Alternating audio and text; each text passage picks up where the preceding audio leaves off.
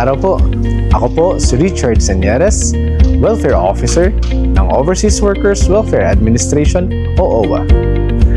Kasama po ako ng Philippine Consulate General sa Jeddah sa isang makabuluhang lakbayin, ang Consular Outreach Mission sa NEOM Tabuk.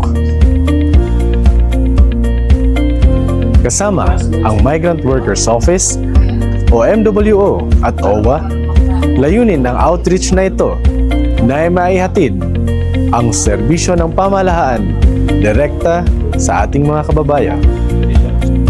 Naghandog ang konsulado ng mga serbisyo gaya ng passport processing, civil registration, at notarial at authentication services.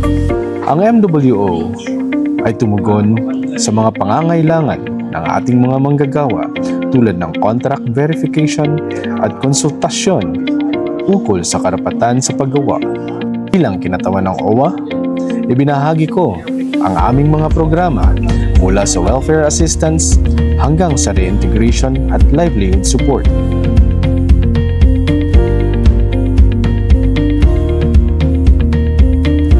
Isa sa tampok ng outreach ay ang town hall meeting, isang bukas at makabuluhang talakayan na kung saan ay maipahayag ng ating mga kababayan ang kanilang mga saloobin at tanong.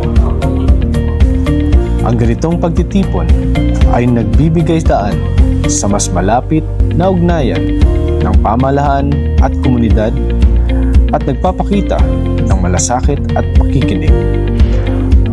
Ang tagumpay ng outreach na ito ay patunay ng bayanihan at serbisyong makatao para sa bawat Pilipino sa anumang panig ng mundo. Muli, ako po si Richard Senyeres ng OWA, taos-pusong nagpapasalamat sa inyong pagtanggap at tiwala. Nandito kami, naglilingkod para sa inyo.